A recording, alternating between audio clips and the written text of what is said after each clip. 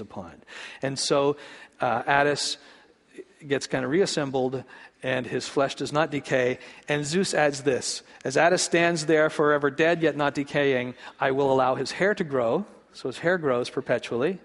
And this is the beauty and strangeness of Greek mythology. You know what happens? Some of you know what happens? He says, and one of his little fingers will move perpetually. That's it. That's it. And that's true. You check it out for yourself. So that's the story of Attis. The parallels are just not there with the Christ story arc. I'm sorry. Dionysus, also known as Bacchus, born multiple times, one time out of Zeus's thigh, but not a virgin birth, and there's not crucified. There's no evidence of his crucifixion. Krishna is mentioned. Krishna's mother, Devaki, had 7 children before Krishna. Not a virgin. Okay? Krishna is the 8th child, and this is clear. So it's you know what? There's a miraculous birth, and some of these have very strange or miraculous births. And if you notice, then that shifts linguistically in Zeitgeist to virgin birth, just to try and linguistically link it with the Christian story and make us assume the parallels are more than they are. Devaki conceives Krishna this time supernaturally when the great white elephant enters her, and it is a fascinating miracle birth story, not a virgin birth story. And Krishna dies in a hunting accident also and reincarnated, not resurrected. There's no parallels there. Horus, fascinating. We've talked about Horus before, and I'm going to leave Horus for the drive home. Would love to walk through the parallels that he suggests about Horus. The bottom line is most of them aren't just made up, but it'd be fascinating to walk through them anyway. It's kind of fun. Let's look at one other parallel and then throw it open to Q&A.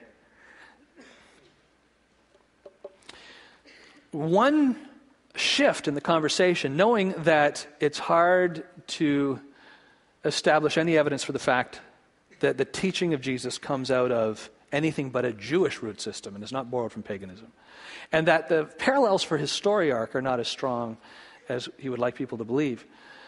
Peter Joseph shifts in Zeitgeist to suggesting, well, maybe the entire Jewish religion out of which Jesus' teaching grows is itself copied from pagan religions. So even if I can't establish a parallel in the story arc of Jesus, and his teachings certainly come from Judaism, I'll try and establish that Judaism itself comes from paganism. And does that on a couple of different fronts, quite unsuccessfully, but persuasively, again, from a communicator's point of view. Let's look at one of his attempts to draw those parallels here. There is the plagiarized story of Moses. Upon Moses' birth, it is said that he was placed in a reed basket and set adrift in a river in order to avoid infanticide. He was later rescued by a daughter of royalty and raised by her as a prince.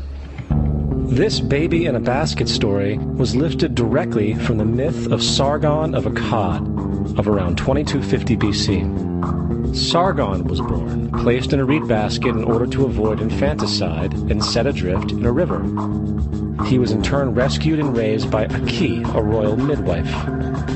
Furthermore, Moses is known as the lawgiver, the giver of the 10 Commandments, the Mosaic Law. However, the idea of a law being passed from God to a prophet up on a mountain is also a very old motif. Moses is just another lawgiver in a long line of lawgivers in mythological history. In India, Manu was the great lawgiver. In Crete, Minos ascended Mount Dicta, where Zeus gave him the sacred laws, while in Egypt there was Meses, who carried stone tablets and upon them the laws of God were written.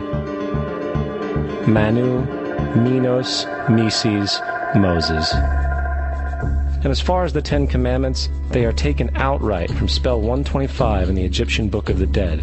What the Book of the Dead phrased, "I have not stolen," became "Thou shalt not steal." "I have not killed," became "Thou shalt not kill." "I have not told lies," became "Thou shalt not bear false witness," and so forth. In fact, the Egyptian religion is likely the primary foundational basis for the Judeo-Christian theology.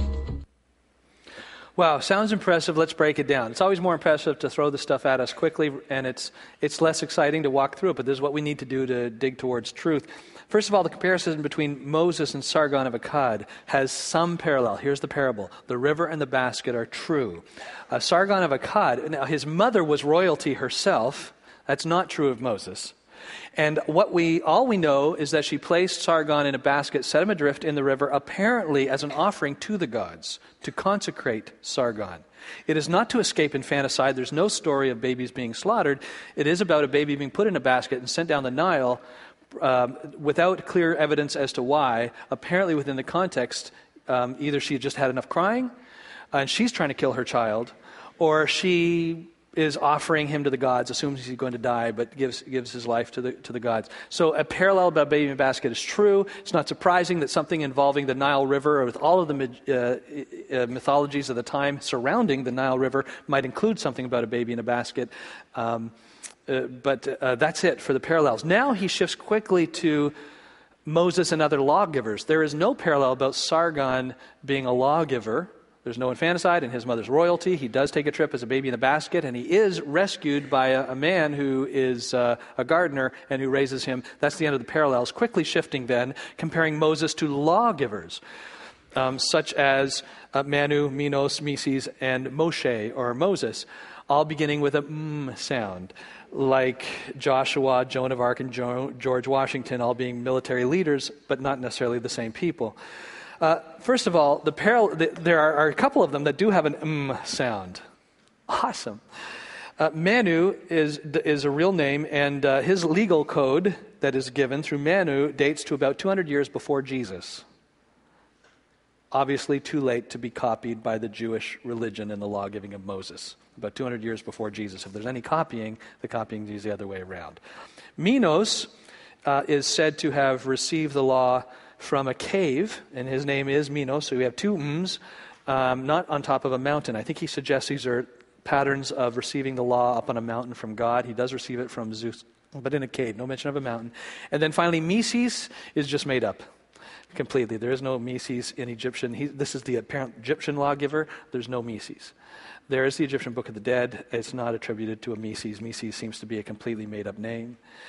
Now, then he moves on to compare the supposed law given by Mises, recorded in the Egyptian Book of the Dead, and says that in spell 125 of the Egyptian Book of the Dead, the parallels are so acute that obviously the law of Moses was just taken wholesale from the Egyptian Book of the Dead. And he gives three, apparently from his point of view, persuasive examples of parallels in the law of Moses and the law of Mises, who doesn't actually exist. And that is, do you remember what they were? Thou shalt not kill, thou shalt not steal, and thou shalt not lie or bear false witness. Let's be really honest. That's not impressive.